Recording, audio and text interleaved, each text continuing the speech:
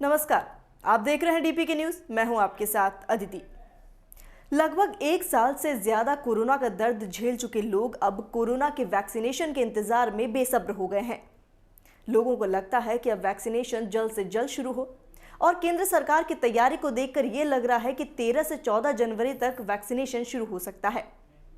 आज पूरे देश में कोरोना वैक्सीन का ड्राई रन है।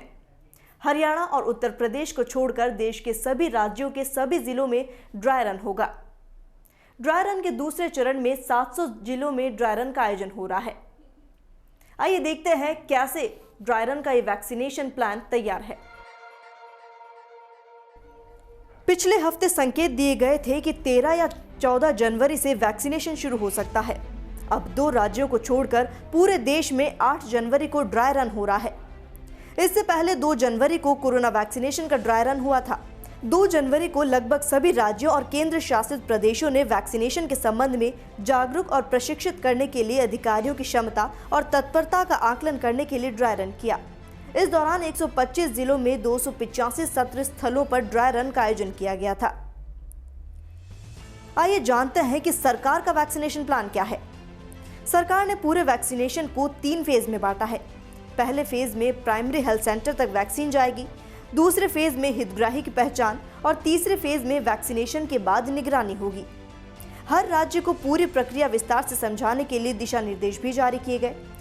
स्वास्थ्य मंत्रालय ने 5 जनवरी को सभी राज्यों और केंद्र शासित प्रदेशों को पत्र लिखकर वैक्सीन की डिलीवरी लेने को कहा।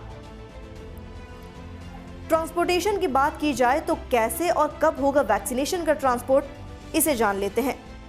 केंद्र सरकार के सूत्रों के मुताबिक 1-2 दिन में कोरोना वैक्सीन का ट्रांसपोर्टेशन शुरू होगा।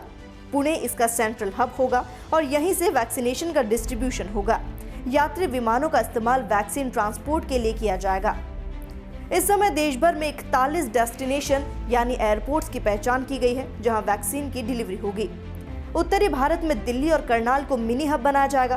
पूर्वी क्षेत्र में कोलकाता और गुवाहाटी को पूरे नॉर्थ ईस्ट के लिए नोडल पॉइंट भी बनाया जाएगा। वहीं चेन्नई और हैदराबाद दक्षिण भारत के लिए निर्धारित पॉइंट्स होंगे। फेज 1 में प्राइमरी हेल्थ सेंटर तक वैक्सीन पहुंचाने की योजना है।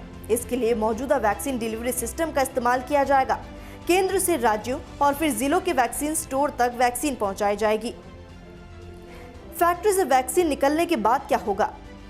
फैक्ट्री से वैक्सीन निकलते ही कोविन सिस्टम एक्टिव किया जाएगा। स्वास्थ्य मंत्रालय के मुताबिक फैक्ट्री से वैक्सीन का डोज बाहर निकलते ही कोविन सिस्टम एक्टिव होगा।